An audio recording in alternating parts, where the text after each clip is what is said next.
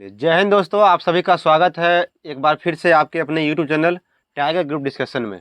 तो आइए आज के सेशन शुरू करते हैं। उससे पहले यदि आप लोग इस चैनल पर नए हैं तो इस चैनल को सब्सक्राइब कीजिए और इस वीडियो में अंत तक बने रहिए। तो से डरकर नौका पार नहीं होती और कोशिश करने वालों को कभी हार नहीं होती।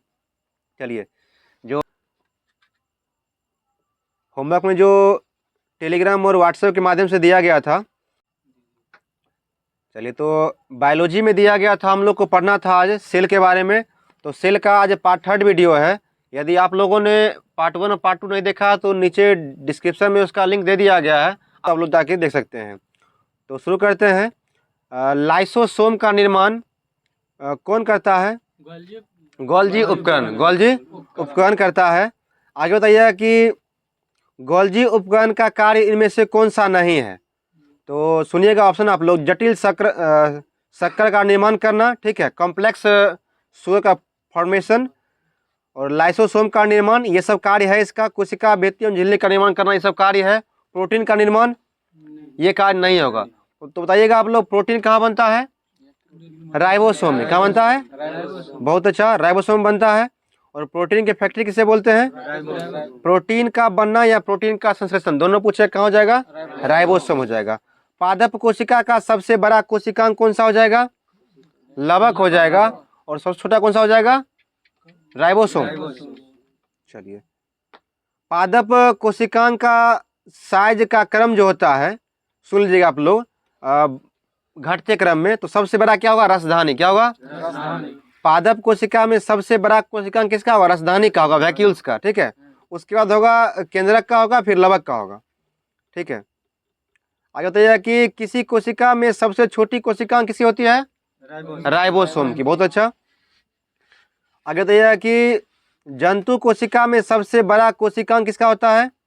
न्यूक्लियस का। किसका होता है? केंद्रक का होता है। आगे बताइए कि निम्नलिखित में से कौन स्तनधारी के लाल रक्त कोशिका में, क्वेश्चन है कि निम्नलिखित में से कौन स्तनधारी के लाल रक्त कोशिका में अनुपस्थित होता है? तो लाइसोसोम, गोल्जी उपकरण, माइटोकॉन्ड्रिया और सभी जो होता है स्तनधारी के लाल रक्त कोशिका में क्या होता है? अनुपस्थित होता है, अब्सेंट होता है, नहीं पाया जाता है। आगे दिया कि निम्न में से पादप में गोल्जी उपकरण क्या होता है? डिक्टियोसोम। क्या होता है? डिक्टियोसोम होता है। आगे दिया कि टीनोप्लास्ट के चारों ओर एक झिल्ली होती है, उसे क्या कहते हैं? वैक्यूल्स कहते हैं, रसदानी बोलते हैं, ठीक है। चलिए, आगे बताइए कि डैश जो होता है केवल जंतु कोशिका में पाया जाता है। ऑप्शन सुनिएगा आप लोग। तारकाय, रसधानी, क्लोरोप्लास्ट, माइटोकॉन्ड्रिया।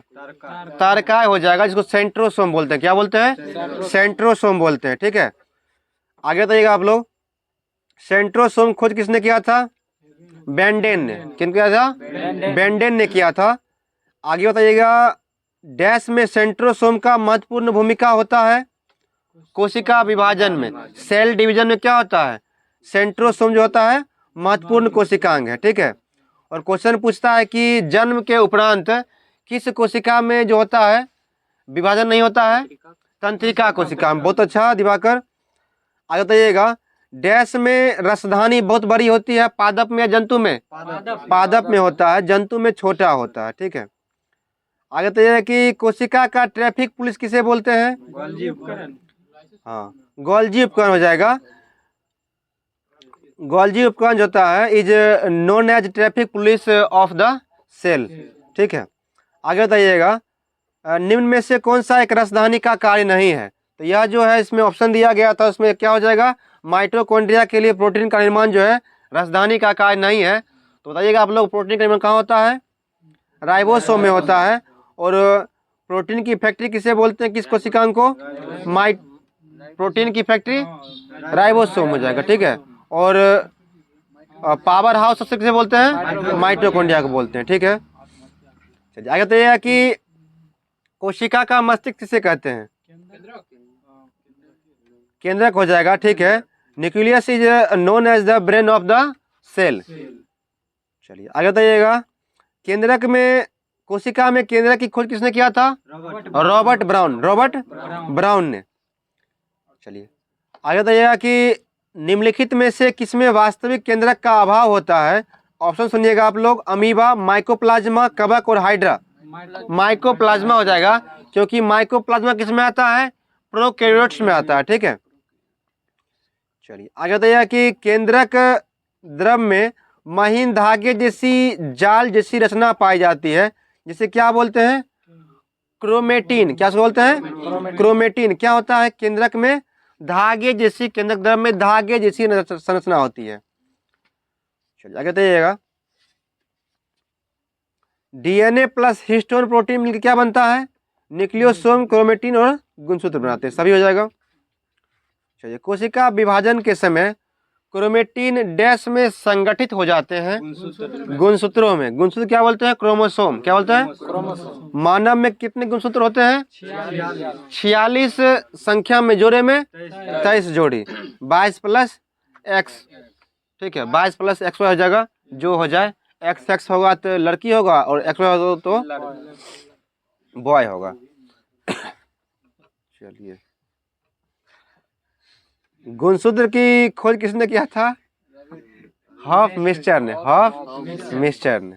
ठीक है, अभी पाकिस्तान टीम के कप्तान कौन है? नहीं, मोहम्मद रिजवान हो जाएंगे। या तो विन है या तो लर्न होगा। चलिए, कहते हैं कि अणु में कोशिका के निर्माण एवं संगठन की सभी सूचनाएं होती है, किसमें होता है? डीएनए में होता है।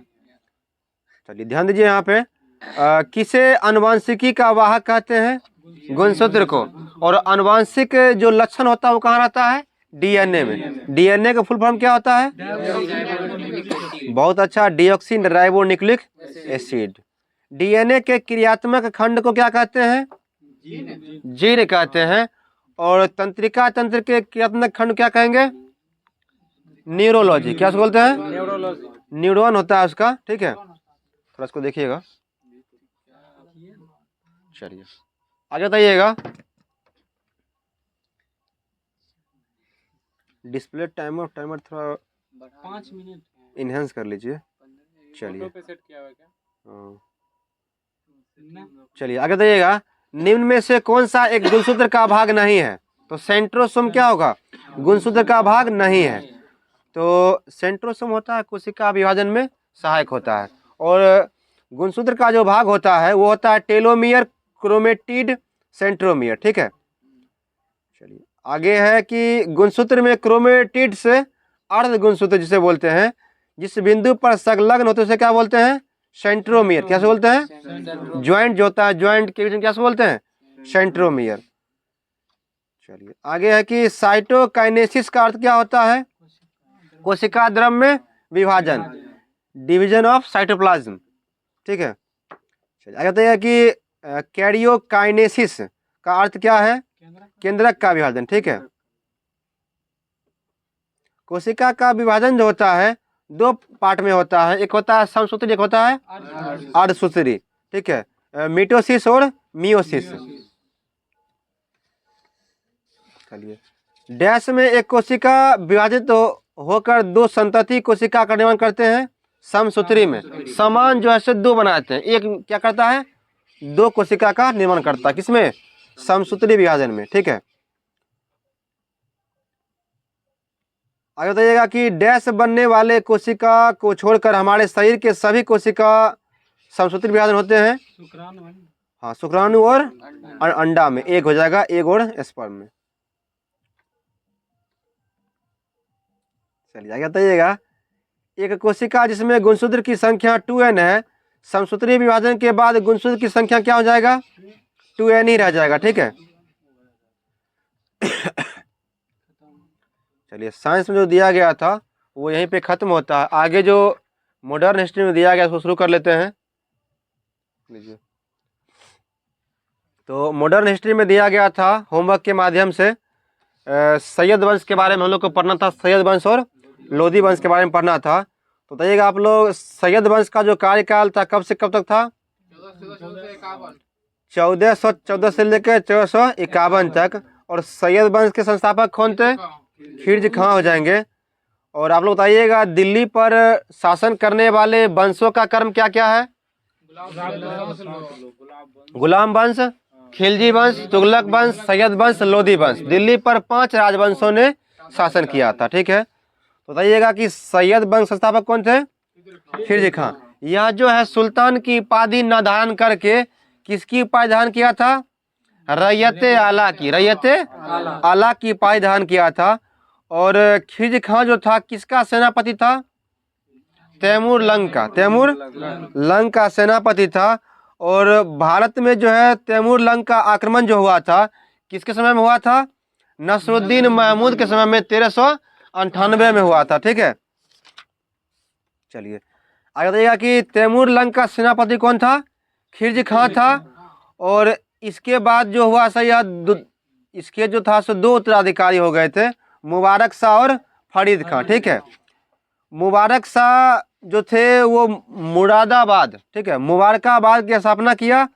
और इसके दरबार में अहमद सरहिंदी जिसने क्या लिखा था? तारीख मुबारक शाही, तारीख राज दरबार में जो भी कवि होते थे वो चाटुकार होते थे। ठीक है, जो भी राजा होते थे उसके बारे में खूब बढ़िया बढ़िया बात लिखते थे। ठीक है, और फरीद खां जो थे, फरीद खां के बाद पहले तो इसका शासनकाल जो था से संभाला था कौन? खिलजी खां। उसके बाद मुबारक शाह, फिर फरीद खां, फिर आलम शाह जो अंतिम राजा था किसका? सैयद वंश का। ठीक है, और सैयद वंश के लोग स्वयं को पैगंबर का वंशज कहते थे। क्या कहते थे? पैगंबर का वंशज। मुबारक शाह सुल्तान की उपाधि तथा शाही की उपाधि धारण की थी। ठीक है, इसमें इतना ही था, ज्यादा इसमें इंपोर्टेंट नहीं है। आगे था लोधी वंश, ये थोड़ा इंपोर्टेंट ज्यादा है उससे, तो बताइएगा आप लोग। लोधी वंश की स्थापना किसने किया था? बहलोल लोधी ने। ठीक है, बहलोल लोधी ने। और यह जो है किसकी उपाधि धारण किया था? गाजी की उपाधि। किसकी उपाधि? बहलोल लोधी ने गाजी की उपाधि धारण किया था। और यह कौन सा सिक्का जारी किया था? बहलोल सिक्का। बहुत अच्छा। इसमें एक महान शासक हुए थे सिकंदर लोधी। सिकंदर लोधी वंश का सर्वश्रेष्ठ शासक था यह। ठीक है, और इसने आगरा शहर को कब बसाया था? 1504 में आगरा शहर को बसाया और यहीं अपनी राजधानी भी बनाया था। ठीक है, आगे बताइए कि भूमि के लिए माप का जो है पैमाना बनाया था तो उसका नाम क्या था? गजे सिकंदरी। गजे सिकंदरी हो जाएगा। सिकंदर जो है सो फारसी में कविता लिखता था, तो वह किस नाम से लिखता था? गुलरुखी। गुलरुखी। ज्वालामुखी मंदिर तोड़कर कसाईयों को जो है यह जो है सो मांस तोलने के लिए दे दिया था। ठीक है, ज्वालामुखी मंदिर जो था हिंदुओं का, उसको तुड़वा कर कसाईयों को बाट बनाकर, बटखरा जो होता है तोलने वाला वाट, वो बनाकर उसको दे दिया था। मोट की मस्जिद का निर्माण किसने किया था? सिकंदर लोधी ने किया था। इसके द्वारा कुछ विभाग का स्थापना किया गया था। दीवाने को ही किसने किया था? यही वंश में जो था सो दिल्ली सल्तनत में कुछ विभाग जो है इंपॉर्टेंट है, उसको हम पूछ रहे हैं, तो बताइएगा कि उसका कार्य क्या था और किसके शासनकाल में था वो। दीवाने को ही कृषि विभाग का मोहम्मद बिन तुगलक के कार्यकाल में, और दीवाने अर्ज सैन्य विभाग था यह बलबन के कार्यकाल में, और दीवाने बंदगान दासों के लिए फिरोज शाह तुगलक के कार्यकाल में, दीवाने खैरात आर्थिक कार्य के लिए फिरोज शाह तुगलक के कार्य में। एक क्वेश्चन बहुत ही महत्वपूर्ण है जो कि बीपीएससी में कई बार पूछ चुका है कि दिल्ली सल्तनत काल में अंतर्राष्ट्रीय बंदरगाह का क्या नाम था? देवल। क्या नाम था? देवल नाम था। और अब जो पूछ रहे हैं दिल्ली सल्तनत में प्रथम शासक और अंतिम शासक, ठीक है, बताइएगा आप लोग। गुलाम वंश के प्रथम शासक कौन थे और अंतिम कौन थे? शमसुद्दीन कैमूर। शमसुद्दीन कैमूर हो जाएगा। खिलजी वंश के कौन थे? प्रथम शासक कौन थे? जलालुद्दीन फिरोज खिलजी। और अंतिम कौन थे? कुतुबुद्दीन मुबारक शाह। कुतुबुद्दीन मुबारक शाह। बताइएगा कि तुगलक वंश का प्रथम राजा कौन थे? गयासुद्दीन तुगलक। और अंतिम कौन थे? नसरुद्दीन मोहम्मद शाह तुगलक। ठीक है, आगे बताइए कि सैयद वंश का प्रथम शासक कौन थे और अंतिम कौन थे? अलाउद्दीन आलम शाह। ठीक है, और लोदी वंश का अंतिम राजा कौन था? इब्राहिम लोदी। और प्रथम कौन था? बहलोल लोदी। चलिए, आज जो मॉडर्न हिस्ट्री में दिया गया था यही खत्म होता है। आगे जो है हम लोग विजयनगर साम्राज्य के बारे में पढ़ेंगे, तो कल जो है सो आप लोग पढ़ के आइएगा। आगे जो दिया गया था होमवर्क के माध्यम से उसको पूछ लेते हैं। स्टैटिक में दिया गया था खेल एवं उसमें खिलाड़ियों की संख्या, ठीक है। तो हम जो है सो खेल का नाम बोलेंगे, आप लोग तो बताइएगा कि उसमें प्लेयर की संख्या कितना होता है। बताइएगा, पोलो में कितना होता है? 4 होता है। और वाटर पोलो में 7 होता है। कबड्डी में 7 होता है। क्रिकेट में 11 खिलाड़ी होते हैं। और हॉकी में कितने खिलाड़ी होते हैं? ये सब एक पक्ष का है। कितने पक्ष का है? एक टीम में होगा जो उसकी संख्या है। बताइएगा, फुटबॉल में कितना होता है? 11 होता है। वाटर पोलो में 7 हो जाएगा। बेसबॉल में 9 हो जाएगा। बेसबॉल में 9 खिलाड़ी। और बास्केटबॉल में 5 खिलाड़ी। बास्केटबॉल में 5 खिलाड़ी। खो खो में 9 खिलाड़ी। खो खो में 9 खिलाड़ी होता है। 7 ठो बैठे होते हैं और 2 भागते रहते हैं एक दूसरे को छूने के लिए। और वॉलीबॉल में कितने खिलाड़ी होते हैं? 6 खिलाड़ी होते हैं, ठीक है। और टेनिस में कितने खिलाड़ी होते हैं? 1 या 2। 1 या 2। सिंगल्स और डबल्स, ठीक है। सिंगल्स टूर्नामेंट होता है, डबल्स टूर्नामेंट होता है, तो 1 या 2 होगा, ठीक है। और बैडमिंटन में 1 या 2। 1 या 1 पक्ष में 1 या 2, ठीक है। युगल प्रतिस्पर्धा भी होता है, तो युगल में कितना होगा? 2 होता है। महिला पुरुष हो या महिला महिला या पुरुष पुरुष, ठीक है। दो भी रह सकता है। हाँ, जोड़ा में भी रह सकता है युगल। बैडमिंटन कितना हो जाएगा? 1 या 2 होगा। आइस हॉकी में कितना होता है? 19 होता है। कितना होता है? आइस हॉकी में 19 होता है, ठीक है। Ice hockey. और रग्बी में कितना होता है? 15 में होता है। एक ये आइस हॉकी का कुछ नया क्वेश्चन आया है, उसमें मिस प्रिंट है। वहाँ पे आइस हॉकी में जो होता है 6 खिलाड़ी होते हैं। कितना होता है? 6 एक पक्ष में 6 खिलाड़ी, 2 पक्ष में 12 खिलाड़ी हो जाएगा। तो आगे जो दिया गया था होमवर्क के माध्यम से खेल एवं खेल का मैदान, क्या था? खेल एवं खेल का मैदान हो जाएगा।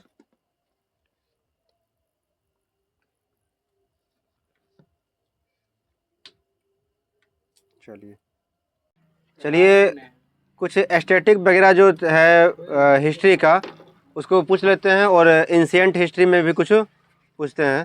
तो बताइएगा आप लोग, कालिदास जो थे किसके दरबारी कवि थे? चंद्रगुप्त द्वितीय का। चंद्रगुप्त जिन्हें क्या बोलते हैं? विक्रमादित्य। क्या बोलते हैं? ठीक है। और आर्यभट्ट जो थे पहले गणितज्ञ थे और खगोलविद भी थे, जो किनके दरबार में रहते थे? चंद्रगुप्त द्वितीय। देखिए, चंद्रगुप्त द्वितीय के दरबार में रहने वाले दरबारी कवि जो थे उनको नवरत्न बोलते थे। क्या बोलते थे इसको? और उनमें शामिल थे कालिदास, धन्वंतरी, वरुचि, छप्पकन, ठीक है, छप्पनक, क्या थे? बेताल भट्ट सॉरी, अमर सिंह, शंकु, घटक पर, ठीक है, घटक पर, बड़ा मिहिर, ठीक है। ये सब क्या थे? चंद्रगुप्त द्वितीय के दरबारी कवि थे। और हर्ष के दरबारी कवि कौन कौन थे? बाणभट्ट, हरिदत्त, ठीक है, मयूर, जयसेन, ठीक है। हर्ष के दरबारी कवि जयसेन, बाणभट्ट, मयूर और हरिदत्त, ठीक है। और कनिष्क के दरबारी कवि कौन थे? इसका एक ट्रिक है, अचानक। क्या ट्रिक है?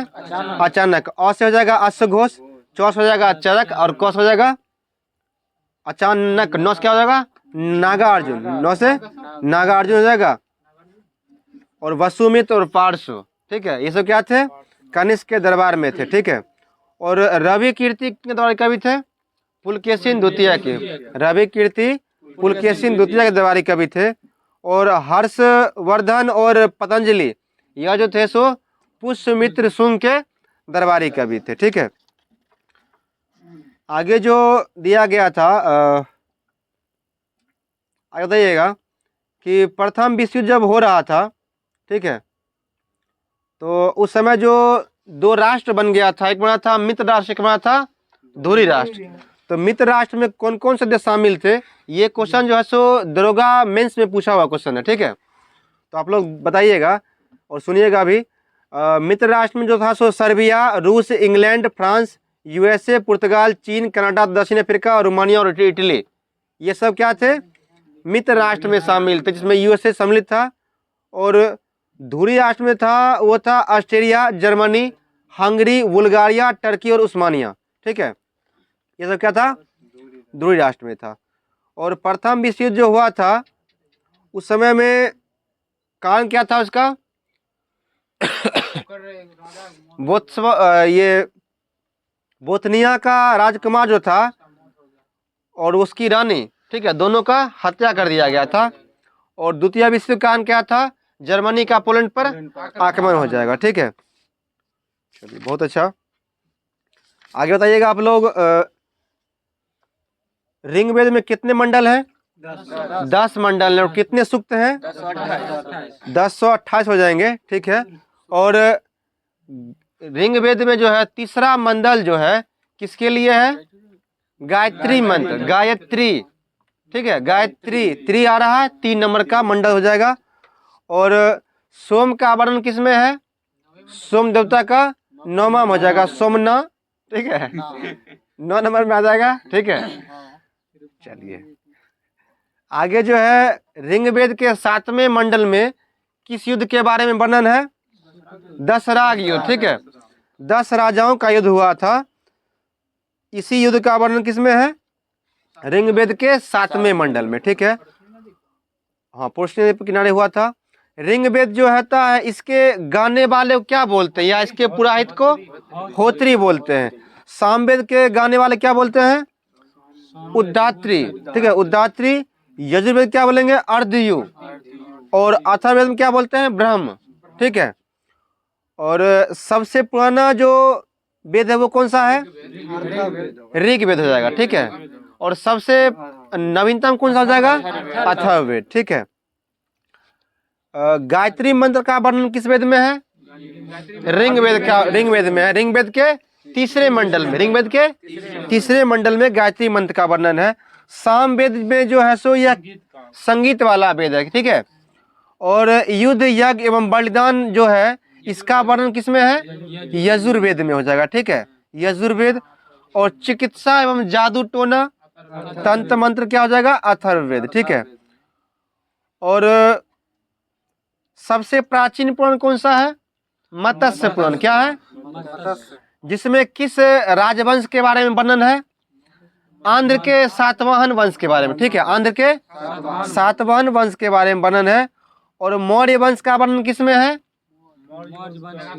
विष्णु पुराण में। ठीक है, भगवान विष्णु के सिर पे मौर्य का पंख होता है ना, मोर का पंख। इससे आप लोग याद रखिए, मयूर जो है उसे रिलेट करिए इसको। मौर्य वंश का वर्णन जो है किस पुराण में है, विष्णु पुराण में। और वायु जो है, वायु को हम लोग देख पाते हैं नहीं, गुप्त रहता है। ठीक है, तो वायु पुराण में किसका वर्णन है, गुप्त वंश का। ठीक है, चलिए बहुत अच्छा। आगे बताइएगा, नदी एवं उसके प्राचीन नाम, नदी एवं उसके बताइएगा। रावी का प्राचीन नाम क्या था, पुरुषनी। और व्यास का विपाशा। गंडक का सदानीरा। और गोमल किसका नाम था, गोमती का। और चिनाब का प्राचीन नाम क्या था, आस्किनी। क्या नाम था, और सतलज का प्राचीन नाम क्या था, शत्रुदी। और झेलम का वितस्ता। चलिए, सबसे पवित्र नदी जो है किसे माना गया था, सरस्वती को।